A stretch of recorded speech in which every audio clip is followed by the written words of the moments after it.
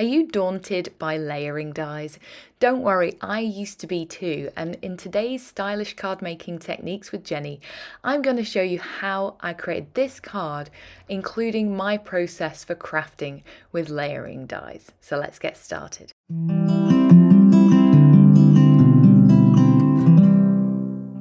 Hi guys, it's Jenny. Welcome back to another stylish card making techniques with Jenny. Today, as I say, I'm going to show you how I use layering dies. I'm featuring the Grand Anemone Die Set, which is quite a simple, straightforward layering die set, even though it may not look like it at first glance. And I also love to use the gradient cardstocks from Altenew, both the plain and the glitter cardstock. I like to change up one of the layers, include a little bit of glitter hidden away between the other two so that you get that little subtle bit of glitz that really adds to a card. So to get started, what I like to do is lay out all my pieces, match them up with the cardstock colour that I'm going to die cut. And there's a really helpful layering style guide on the outside packaging of all of Altenew's die sets. And I find this is really handy to have to hand all the time, both when choosing my shades for cardstock and then also when I'm adhering them all together once I've die cut my pieces. So for my main floral, I'm using the Rose Petals gradient set, and then I'm changing up the center color for a glitter cardstock from the pink Brilliance set. And I like to hold them up just to see which matches.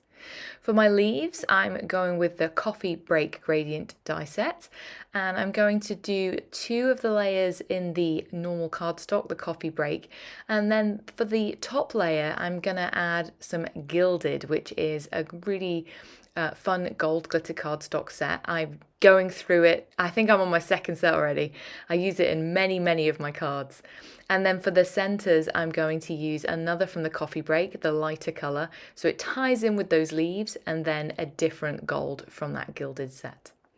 I'm using my mini blossom die cutting machine. These are great for layering dies. Most of the layering dies that Altenew carry, the pieces will fit perfectly through this small die cutting machine. You can just have it on your desktop and then get your die cutting all done up front. And this is exactly how I create using layering dies. So I pick all my cardstock, lay it out, put the dies on the pieces I'm going to die cut, and then I die cut everything, and as you can see, I then lay it out. It then comes to adhering all of the layers together. I want to make sure that I line them up, and sometimes that can be a little tricky. So just off in the top right off camera, I actually have the packaging from the die set, and I can see how to exactly line up. Now these 2 large pieces, you can see there's a very noticeable shape, almost like a corner, where you can line up perfectly the 2 layers, one on top of the other. When it comes to the third layer, you'll see that's a little trickier. That third layer, which is the lightest pink, it actually comes in 3 parts. And some of the trickier layering die sets, which all create wonderful effects, so I highly recommend using them, can seem a little daunting at first, like this layer here.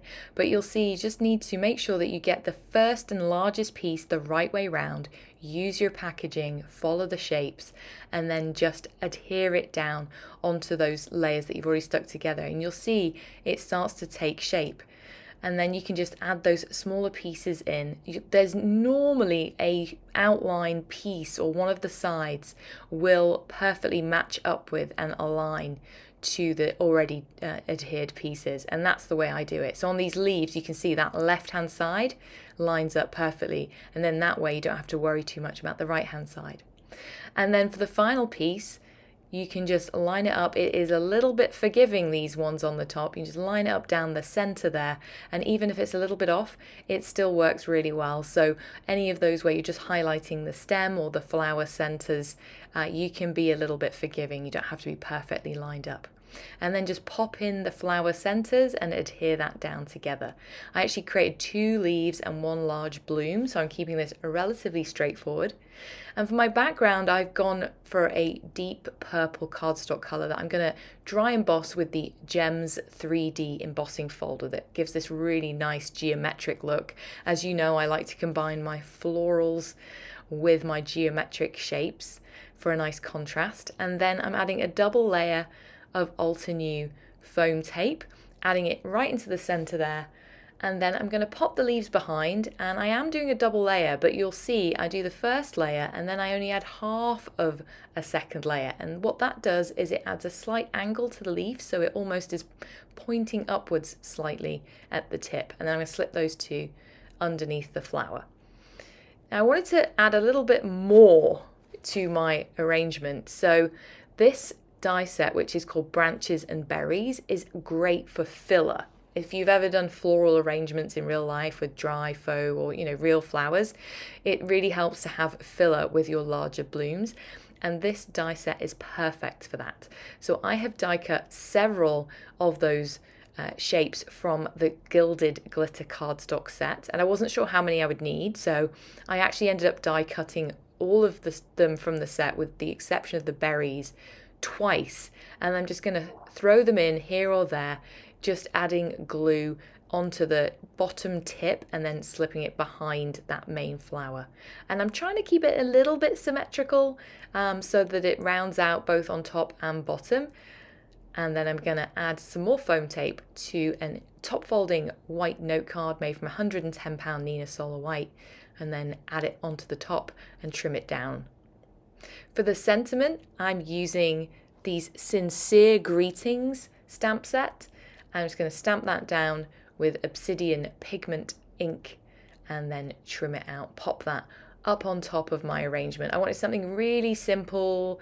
I like the font on this stamp set particularly. It's very classy, goes with almost everything. And then for a final touch, I nearly didn't add any sequins, but I thought, why not? Just a little bit more bling with that glitter. I've got some satin gold sequins, only a couple here and there. I hope this gave you some tips on using layering dies, and if you haven't tried them before, that it inspired you to have a go. Honestly, you'll love it once you start. I definitely did, and now after a lot of practice, they are one of my favourite products from Altenew. If you like this video, don't forget to like and comment and subscribe to see more videos. Have a wonderful day. Bye. Hello crafters, Jen here. For more tips, techniques, tutorials, and to discover which paper crafting products are right for you, subscribe to Altenew's YouTube channel. Make sure to hit the notification bell so you don't miss any videos. Thanks for watching.